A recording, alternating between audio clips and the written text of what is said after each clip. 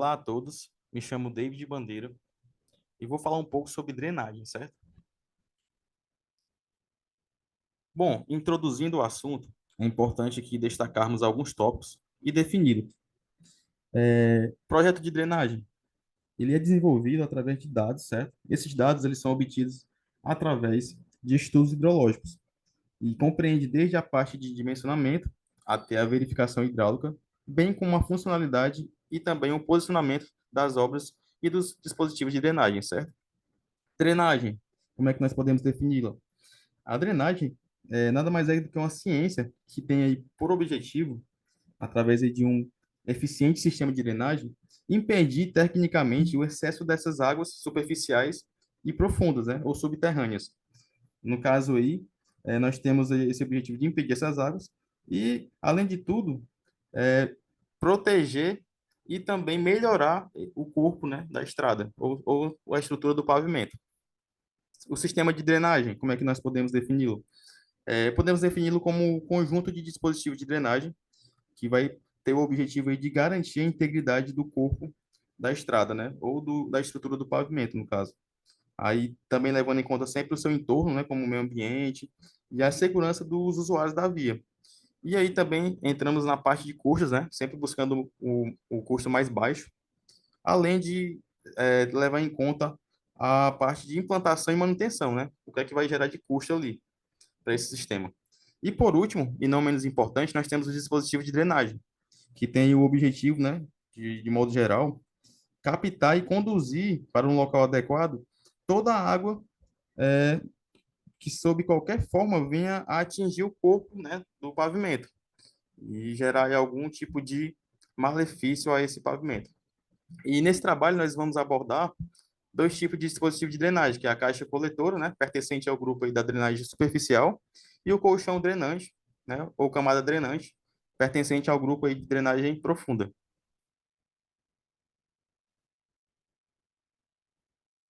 Bom, entrando aqui então na parte de dispositivo de drenagem, vamos falar aqui um pouco sobre a caixa coletora. Falar aqui um pouco sobre a finalidade e a aplicação dela, né? As caixas coletoras, ela tem por finalidade coletar as águas que são oriundas aí das sarjetas de corte, também da descida d'água de corte e dos talvegs. E o objetivo delas é conduzir essa água para fora do corpo da estrada, né? Através de bueiros de grade ou bueiros de grota. É, e essas caixas coletoras, ela tem uma finalidade diferente de acordo com a sua função, certo? E vamos iniciar aqui falando sobre as caixas coletoras, né? Onde é que elas se localizam, né? Onde elas melhor podem se localizar. Nas extremidades, né, dos comprimentos críticos da sarjeta de corte, vai conduzir essas águas aí para o bueiro de grade ou coletor longitudinal, né? A fim de levar essa água para o deságue, certo? Nos pontos de passagem de cortes para aterro, coletando essas águas das sarjetas de modo a conduzir elas para o bueiro, certo? Nas extremidades das descidas da água de corte, quando se tem a necessidade, né, da condução dessas águas para fora do corte, sem a utilização das sarjetas, é, e entre outros locais que podem utilizar essas caixas coletoras. As caixas de passagem, ela pode se localizar aí onde houver necessidade de mudança de dimensão ou declividade, né? No caso aí, ou nas cotas de instalação de um bueiro, certo? Ou então também nos lugares para os quais concorra mais de um bueiro, né? Você coloca uma caixa de passagem. E também temos as caixas de inspeção, né? Que elas são aí caixas destinadas a vistoriar os condutos, né? Construídos, tendo em vista aí você verificar essa eficiência hidráulica, né? Ou o estado de conservação desses dispositivos. E também você pode colocar uma caixa de inspeção nos trechos de drenos profundo, como o objetivo aí de vistoriar o seu funcionamento. Também podemos aqui destacar as caixas coletoras, elas são recomendadas você colocar uma altura máxima, né? Que no caso aí seria 2,50 m, certo? E podemos ver casos aí que podem chegar até 3 metros de altura, desde que você justifique o motivo, né? Que essa altura ela é recomendada para facilitar ou proporcionar essas condições mais seguras na execução do serviço de manutenção, certo? E essas caixas coletoras elas deverão ser posicionadas para dentro do corte, no caso, e o mais afastado possível do bordo do pavimento, né? E você com essa aplicação você visa uma maior segurança aos veículos e aos pedestres, certo? E aqui nós temos aqui um esquema onde você observa a caixa coletora, desde o seu corpo, né, a transição até a boca. E aí na imagem aqui ao lado, você vê uma descida d'água, certo? Em direção a essa caixa coletora. Bom, falando um pouco sobre o dimensionamento hidráulico da caixa coletora, nós podemos destacar aqui alguns tópicos, né? É, as dimensões da caixa coletora, elas são fixadas de acordo com o dispositivo para os quais elas estão indicadas, né? Como sendo caixa coletora de passagem ou de inspeção. E através disso, né, com essas variações de dimensões de acordo com a sua função, nós podemos determinar a sua área transversal útil através da fórmula, né, a seguir. Essa área transversal útil ela é obtida através dessa fórmula. Você vê que cada o A significa a área útil da caixa em metro quadrado, né? O Q é a vazão a captar em metro cúbico por segundo. O H é a altura do fluxo, né, em metro. E o C é o coeficiente de vazão a ser tomado e recomenda-se que você utilize 0,60.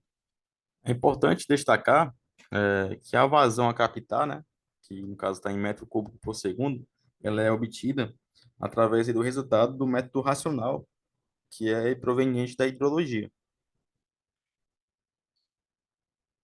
Aqui nós temos um exemplo, certo? De dimensionamento hidráulico de uma caixa coletora, né? Você tem aqui um exemplo de determinação da área útil dessa caixa. A questão que dá os dados de vazão de 50 litros por segundo e a altura aqui é de 0,10 metros, certo? Você aplicando aqui na fórmula, você, como tem litros por segundo, você transforma para metro cúbico por segundo, vai ficar 0,05 metro cúbico por segundo. E você tem aqui, obtém aqui uma área útil dessa caixa de 6,85 vezes 10 a menos 3 metros quadrados, certo? Bom, agora falando aqui um pouco sobre colchão drenante, certo? Bom, o colchão drenante, ele tem como objetivo, né, como a finalidade dele de drenar as águas existentes situadas a pequena profundidade do corpo estradal, e quando forem de volume tal que não possam ser drenadas pelos drenos espinha de peixe, no caso. Nós temos aqui algumas aplicações, né, como o colchão drenante de corte em rocha, né? Ele vai ter a função aí de ser uma camada bloqueadora para a proteção do pavimento, das águas aí que vêm do lençol freático, certo? E que possa vir a surgir ao longo do tempo, com o escoamento direcionado para de baixo para cima, né? Quando a água sobe aí por capilaridade através desse lençol freático. Temos aqui também é, a aplicação do colchão drenante utilizado em aterros, né? Sobre solos encharcados, saturados ou mole, no caso. Tem a função de auxiliar na estabilização, né, do corpo do aterro, e ser uma camada também bloqueadora em solos com propensão de ascensão capilar, né? Quando a água do nível do lençol freático sobe por capilaridade, de forma a impedir que essas águas possam chegar às camadas superiores do aterro, né? Causando aí danos ao pavimento e com uma significativa redução da vida útil desse pavimento, né? E vamos falar aqui sobre a granulometria, né? Que são utilizadas normalmente nessa camada, né? O material deve ser granular, no caso. Uniforme, né? Quando você tem grãos, né? Aproximadamente parecidos, né? Com granulometria parecida.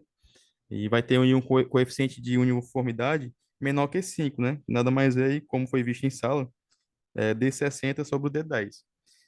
E tem aí um coeficiente de curvatura, que no caso é o CC, menor que um ou maior que 3, né? Que vai significar que ele um tipo de material mal graduado, né? Ou seja, a granulometria dele são próximas, né? Uma granulometria próxima, grãos que têm granulometria próximas. E no caso aí, é, para a utilização nessa camada drenante, nós utilizamos materiais com consideráveis granulometrias, né? Podendo chegar aí até utilização de pedras de mão, no caso. Uma coisa também que é importante destacar é que a remoção dessas águas que são coletadas pelos colchões drenantes, elas deverão ser feitas por drenos longitudinais, né? E também se faz necessário um dreno coletor transversal, que será implantado no término do colchão drenante para interceptar. Tanto interceptar como coletar e retirar essas águas que escoam no sentido longitudinal, certo? Nessa imagem, né? nós podemos aqui observar o esquema do colchão drenante. Nós temos aqui a vista em planta, né, mostrando o dreno longitudinal profundo, né, como também o dreno transversal. E temos a parte de corte em rocha e também em aterro, né? Aqui nós podemos observar aqui a camada drenante, né, a qual nós vamos dimensionar a seguir. Entrando aqui na parte de dimensionamento, né, do colchão drenante, é importante aqui para esse dimensionamento desse colchão drenante que se faça necessário o cálculo, né, do volume da água a escoar pela essa camada, né, numa faixa de 1 metro de largura, no caso, uma vazão aí por metro linear, né, e vai ser aí na direção do fluxo até o limite da bacia de contribuição. E também é importante destacar que o gradiente hidráulico do fluxo poderá ser substituído aí pela declividade da camada, né? E além dessas determinações, né, é necessário você fazer uma pesquisa de campo para a obtenção do melhor material drenante, né? Com a granulometria que possa aí favorecer e obedecer, né, estar conforme aos critérios de TESAG, né? Entre outras fontes aí manuais, né? E normas que é, no caso regem esse dimensionamento, certo? No caso aqui, o dimensionamento ele segue a aplicação da lei de Darcy, juntamente com formulações da hidrologia, né? Como podemos aqui observar, nós temos essa fórmula, que é a fórmula da vazão por metro linear, em metro cúbico por dia. O D significa a distância, né, de contribuição em metros. O coeficiente de defluvio, que é um coeficiente admissional. E a intensidade pluviométrica, que está em milímetros por hora. Aqui nós deixamos um exemplo, certo? De dimensionamento também aqui. Antes de fazer o exemplo, é importante nós destacarmos aqui a formulação que vai é, destacar aqui a espessura do colchão drenante, como nós podemos chegar, que após calcularmos aqui a vazão, nós temos essa formulação da espessura, que nada mais é que a vazão sobre o coeficiente de condutividade hidráulica vezes a declividade da camada em metro por metro. Aqui, no caso, agora, o exemplo de dimensionamento, né, do colchão drenante, que é nada mais é do que a determinação aí da espessura da camada drenante, né? Temos aqui dados do coeficiente admissional aqui de 0,33, a distância, né, de 10 metros. Temos aqui uma declividade de 0,01 metro por metro, o coeficiente de condutividade hidráulica de 2.500 milímetros por hora e a intensidade pluviométrica de 39,3 milímetros por hora, certo? Aplicando na fórmula da vazão, nós vamos obter uma vazão de 3,11256 metro cúbico por dia.